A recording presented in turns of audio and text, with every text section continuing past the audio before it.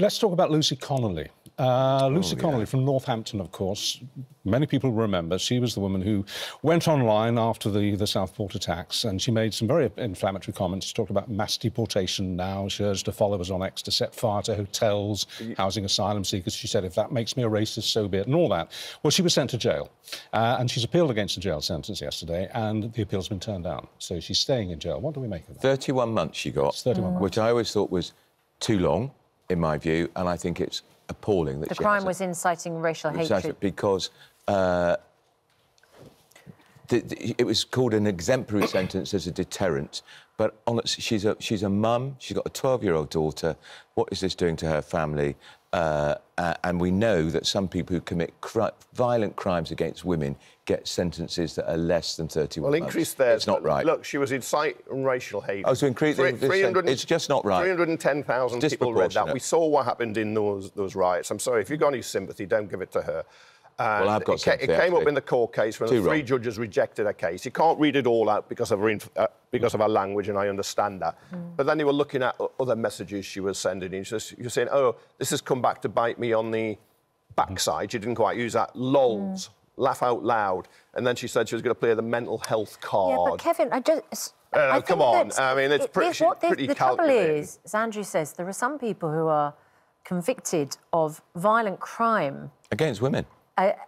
Well, I mean, against any individual who don't spend as long in prison. So is incitement a more serious crime in this case than actually assaulting somebody physically yourself? I've often been on here in life generally thinking that sentence should be longer. In my view, I haven't sat through the court, haven't heard all the evidence, but I think that should be longer. And I keep saying that, but I'm not... Which crime? The one that where someone is guilty of assault? Sometimes, but I'm not going to say that this person, when the judges have gone through the law and they've looked at it, and the law hasn't been changed in recent times, so when Boris Johnson says we're turning into a police state, the laws would have existed during his period. So no, I'm sorry, I've got no sympathy for her. What about Kevin's point that when the sentence was handed down, it was a very specific time in this country. Britain was catching fire. That there were riots, the like of which we hadn't seen for a very long time. And his point is that an exemplary sentence had to be sent down to stamp out and extinguish those fires. That.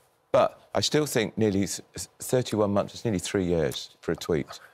I think it was over the top.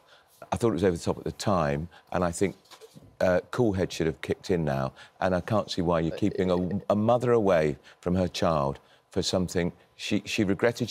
She took the tweet down within 2 and 3 hours. She knew she'd made a mistake. She knew it was a mistake. Inciting murder. Come off it, Kevin. That's what she was doing. We bang up people for less who rape women. Murder. We bang up people for less who rape women. She was saying, go out. The courts decide that's more serious. Kevin, that's the trouble, isn't it? Is that the people who are outraged about it say it's an example of what they would call two-tier policing, two-tier justice. Because you'll get magistrates and judges making decisions every day if you go into courts, and you will agree with some and you will disagree with others. Inciting people to murder. Inciting racial hatred is the crime. Well, burn. If you're going to burn down the hotels they're in, and other language she used. All right, can we just heat of the moment. You can't read it all out. Right, let's turn our attention to an act of heroism.